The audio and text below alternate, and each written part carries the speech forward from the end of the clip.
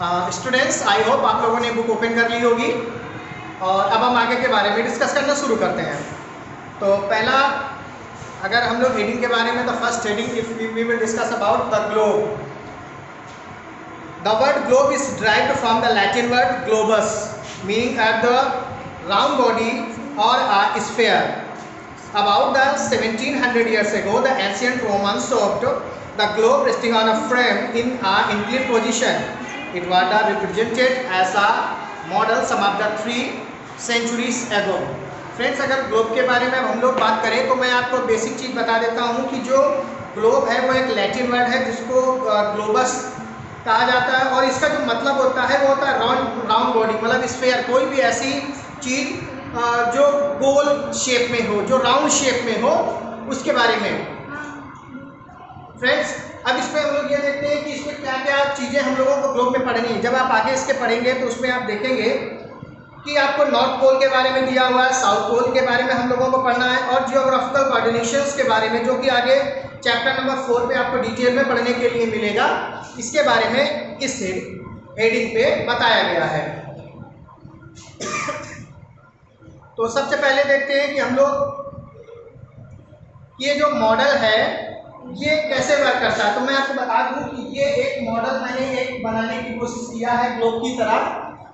जब आप original globe आप देखेंगे तो वो हल्का सा आपको लिंक मिलेगा। अगर आप पेज नंबर 1, 2, 3 में देख रहे होंगे तो एक फिगर बना हुआ है, ये फिगर बना हुआ है, देख लीजिए आप लोग, ये फिगर बना हुआ है। तो इसके बारे में अगर मैं आपको बताता हूँ तो इसकी जो बीच की लाइन गई हुई है इसको ये इक्वेटर बोलते हैं। ये जो बीच की लाइन गई हुई है इसको क्या बोलते हैं? इक्वेटर बोलते हैं। और ये 0 डिग्री पर निकल के जाती है। कितने डिग्री पर निकल के जाती है? 0 डिग्री पर निकल कर जाती है।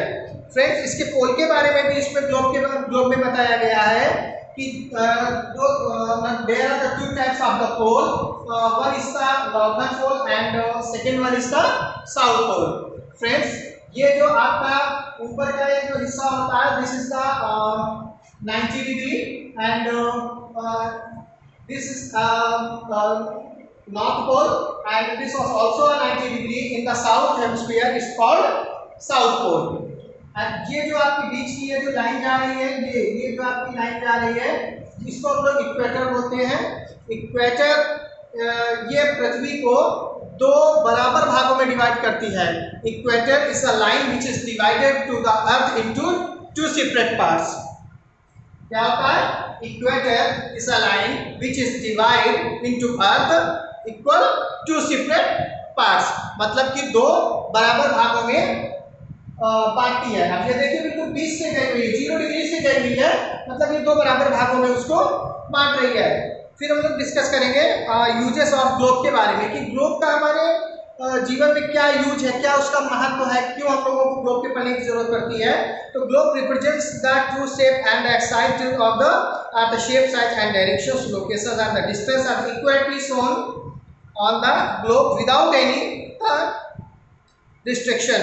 The lines of the latitude and the longitude together help us to locate places on the earth. The equator is called the great circle and is used to calculate on the circumference of the earth, which is around 14,000 kilometers.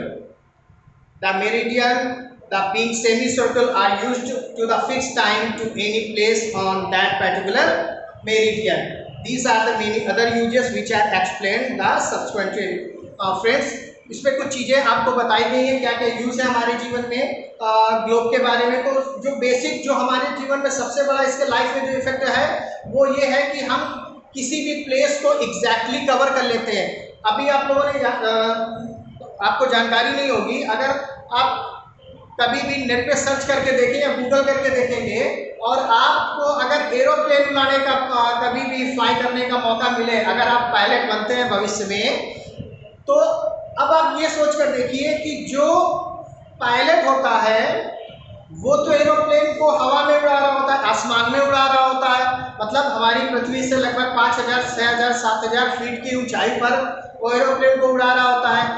तो वहाँ पर तो ये पता नहीं चलता है कि किस डायरेक्शन में हम जा रहे हैं, ईस्ट कहाँ है, वेस्ट कहाँ है, साउथ कौन सा है, नॉर्थ कौन सा है, ये तो पता नहीं चल पाता हम लोगों को। तो हम लोग कैसे जान पाएंगे कि हमें कहाँ जाना है? तो इसके लिए सबसे अच्छा तरीका है कि लैटिट्यूड और लॉन्गिट्यूड सेट किए जाते हैं। आप लोग कभी गूगल का मैप खोल कर देखेंगे ना फ्रेंड्स, तो उसमें भी उसमें भी आप लोग देखिए तो जो मैप की लोकेशन आप शो होती है उसमें लैटिट्यूड और लॉन्गिट्यूड्स लिखा होता है। इसी तरीके पायलट भी लैटिट्यूड और लॉन्गिट्यूड्स के अकॉर्डिंग ही ये जान पाता है कि एक्चुअल में हम किस डायरेक्शन पे जा रहे हैं और किस पोजीशन पे हैं।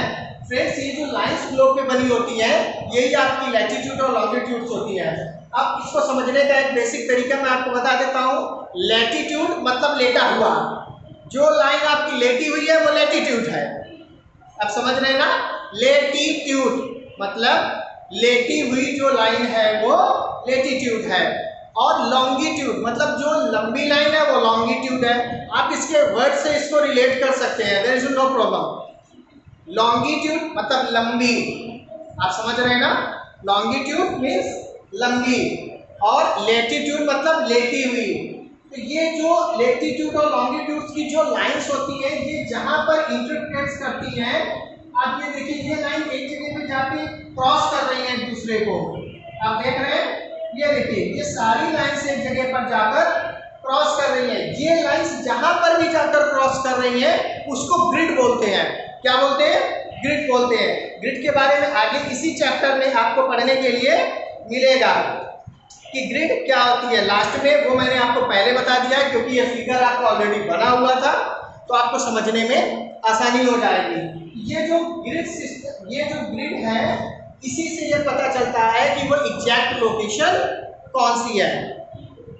फ्रेंड्स, आगे बहुत सारी चीजें हैं जो यूज है आपके लॉन्गिट्यूड्स के, जिसमें पहला एक्सिस के बारे में बताया गया है। एक्सिस के बारे में मैं आपको बता देता हूँ। एक्सिस एक धुरी को कहते हैं जहां से ये जो ग्लोब होता है वो ऐसे आप उसको रोटेट करते हैं, उसको रोटेट करते हैं। जब आप, मैंने आपको एक फिगर दिखाया है, ये देखिए ये फिगर जो मैं आपको दिखा रहा हूँ इसमें ये देखिए ये एक्सिस दिया हुआ है, आप देख पा रहे हैं? ये एक्सिस दिया हुआ है, तो ये है and the imaginary line about that body और the globe of the rotate is called axis. Friends, इसके बारे में बहुत ज़्यादा डिटेल पे जानने की ज़रूरत नहीं है क्योंकि एक्सिस में बहुत शॉर्ट चीज़ें होती हैं और वो हमारे यूज़ में आ जाती हैं। जो मेन चीज़ें हैं वो मैं सभी आपको एक्सप्लेन कर रहा हूँ। The axis of the all planets is tilt at the certain angles, मतलब कि जो दूसरे के जो प्लैनेट्स होते हैं तो वो भी एक सर्टेन एंगल पे, मतलब कि किसी भी एक एंगल पे वो हल्का सा टिल्ट होते। टिल्ट का मतलब आप समझ रहे हैं? टिल्ट का मतलब होता है हल्का सा झुकाव होना, हल्का सा झुकाव होना। उसके बारे में बात किया जा रहा था। अर्थ axis makes an angle of the 23.5 degree from the perpendicular. अब अर्थ का एक्सिस कैसा बनाता है? 23.5 degree perpendicular. The tilt axis is the measured and the line of the perpendicular of a plane of the Earth orbits. In other words, the axis make an angle of the 36.5 degree with a orbital plane. Orbital plane के अगर according से हम लोग देखेंगे तो वो कितना degree का टिल्ट होगा? 36.5 डिग्री। फ्रेंड्स, आगे के बारे में हम लोग देख रहे हैं। आगे द पैरेलल ऑफ लैटिट्यूड्स। अभी मैंने आपको लैटिट्यूड्स के बारे में बताया। जो लेटी हुई रेखाएं होती हैं वो पैरेलल ऑफ लैटिट्यूड्स कहलाती हैं। मतलब पैरेलल का मतलब होता है समानांतर। पैरेलल का मतलब होता है समानांतर, मतलब कि एक रेखा है और उसके साथ जितनी रेखाएं बनी होंगी, जो लाइंस ड्रॉ होंगी, वो सारी पैरेलल्स कहलाएंगी। लेकिन किसके पैरेलल्स? लैटिट्यूड के।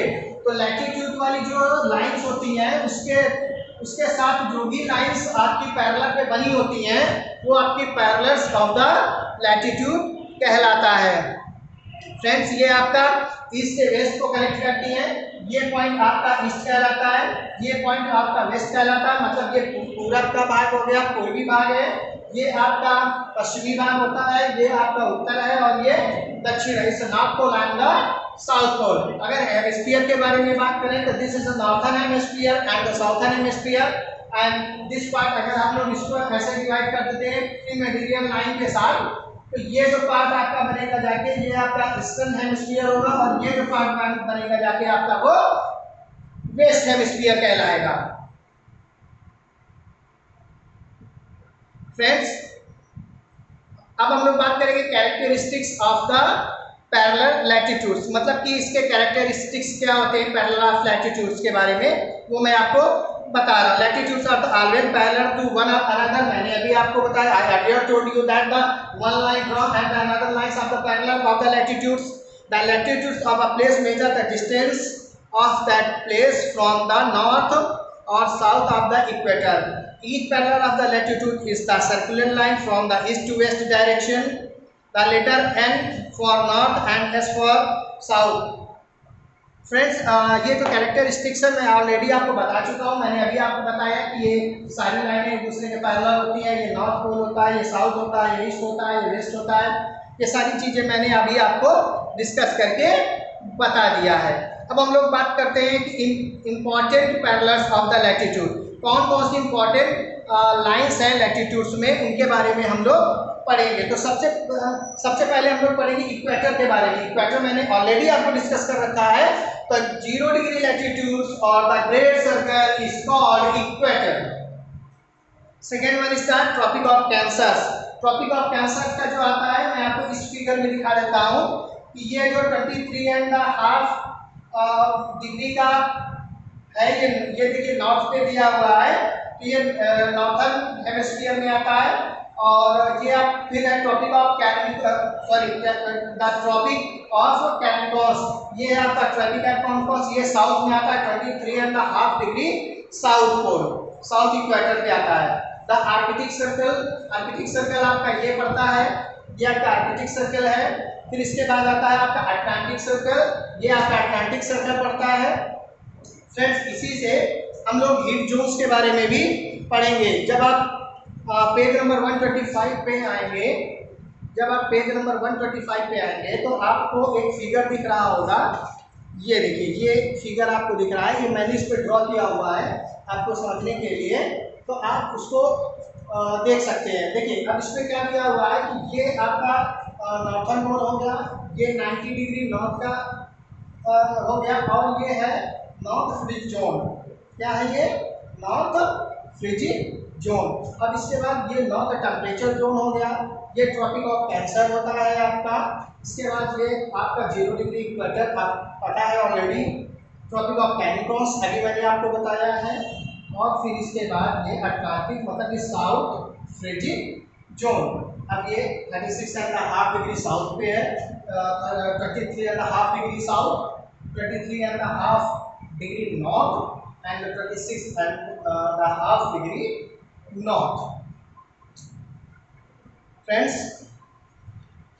हीट जोन्स में जो चीज़ें डिटेल पे दी हुई है वो मैंने आपको सारी फिगर में बता दिया है। देखिए इस पे दिया हुआ, मैं कुछ चीज़ें पढ़ के बता देता हूँ कि the account of the vertical and the selective rays of the earth, all parts of the earth do and not receive the equal amount of heat from it.